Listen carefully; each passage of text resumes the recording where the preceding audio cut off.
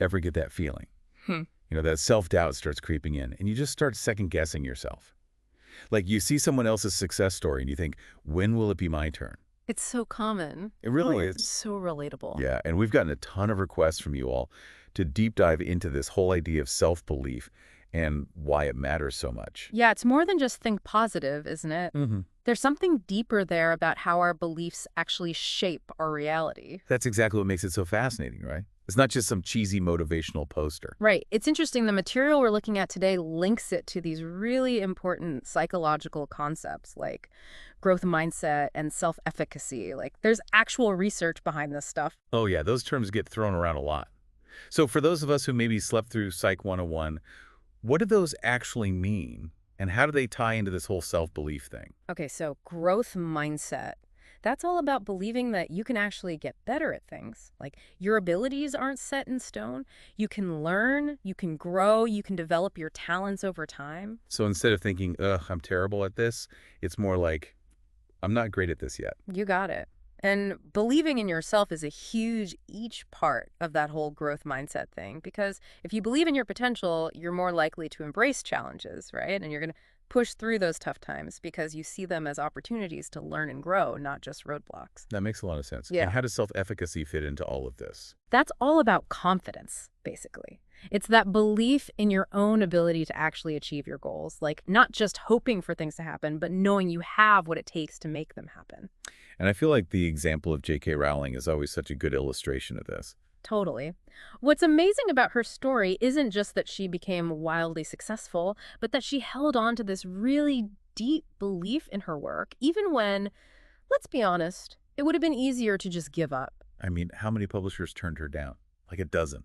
Before she found someone who got it, who believed in her vision. Yeah, and I think what's often overlooked is that period before her success. She wasn't just, like, sitting around wishing to be a famous author. She was putting in the work. Oh, absolutely. Writing, honing her craft. And most importantly, she kept putting her work out there, even with all the rejection. That's serious self-belief in action. It really makes you stop and think, right? Like, what amazing things are we all capable of if we could just get out of our own way and actually believe in ourselves? That's the million-dollar question, isn't it? And that's where I think these strategies that the source material talks about come in, for actually building that self-belief, because it's not always easy. So how do we actually do that, build that belief? Because the source mentions, like challenging your negative thoughts, setting achievable goals, surrounding yourself with good people.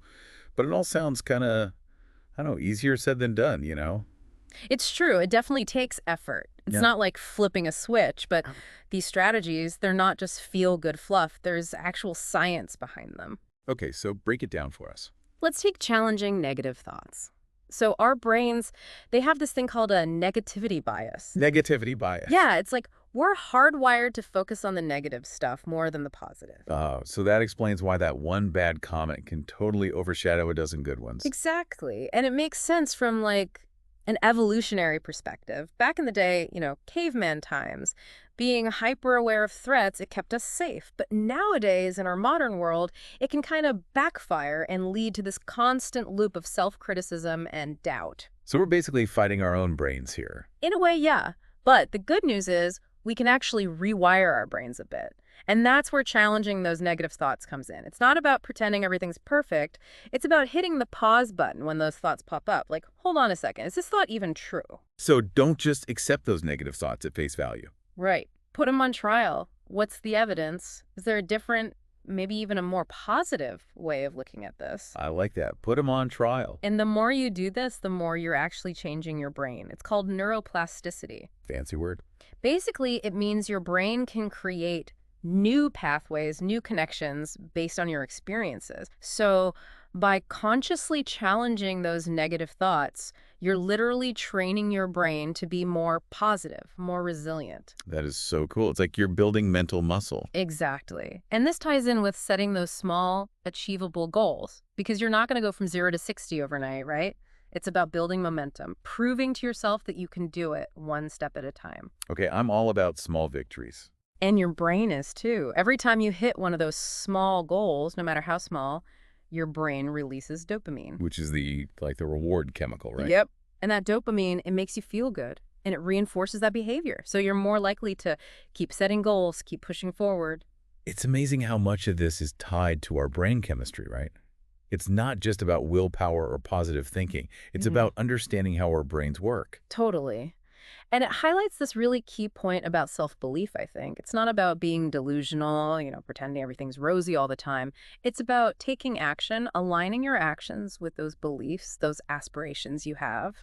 So it's not enough to just sit around believing in yourself. You got to get off the couch and actually Yeah. do something. Exactly. Action is what really solidifies belief. Every step you take, every goal you hit, it just reinforces that belief. And it builds that self-efficacy we were talking about, right? Yeah. The confidence to keep going after even bigger goals. Exactly. So we've been talking a lot about this on an individual level, Huh. but I'm curious about something. Could this concept of belief, of believing in yourself and your potential, could that scale up?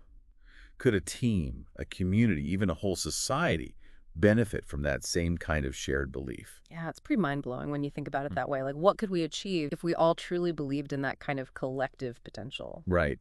And it's interesting, the source material mainly focuses on the individual, but I think those same principles, they totally apply to groups too. So it's not that much of a stretch to imagine like a team, for example, where everyone really believes in each other and their ability to succeed. Absolutely. I mean, think about it. A team that's united by that shared belief that they can innovate, that they can overcome any challenge, they're going to be so much more effective than a team where everyone's second-guessing themselves, even if, on paper, they have the same skills and experience. Yeah, it's like that whole the sum is greater than its parts Yeah. idea, right? The shared belief actually elevates everyone. Exactly. And we see this all the time in history. Think about, like, the movement for women's suffrage. Oh, absolutely. It wasn't just about individual women believing they deserved the right to vote. Mm. It was this collective belief, this shared conviction that fueled their actions, their persistence. Yeah, and they faced so much resistance, like decades of pushback. But that belief, it kept them going. It's incredible, right? And that's what's so powerful about belief. It's not passive. It's not just about hoping for things to change. It's about believing that change is possible and then taking action, even when it's hard, even when you face setbacks. It's like that belief fuels the action, and the action leads to results, which just strengthens the belief even more. 100%. It's this amazing cycle. And going back to what we were talking about earlier, with those small goals and dopamine, imagine that on a societal level. Oh, wow, yeah. Every step towards equality, every barrier broken down, it reinforces that collective belief that things can get better. Yeah. And that empowers even more people to step up and take action. Kind of poetic when you think about it that way, you know? It really is. And it highlights why it's so important to not just understand these concepts in our heads, but to really, truly internalize them, and then actually live them out in our own lives. Well said. And, it just struck me that by even tuning into this deep dive, our listeners are already demonstrating that belief in themselves, in their own growth. That's a great point. The fact that they're here wanting to learn and grow, that's incredible. It's huge. That curiosity, that desire to learn and grow, that self-belief in action, it means you're not satisfied with just staying put, You believe you can be even better. I love that. So as we wrap things up here, is there one thing you'd want our listeners to take away from our conversation today? I'd ask them to think about this.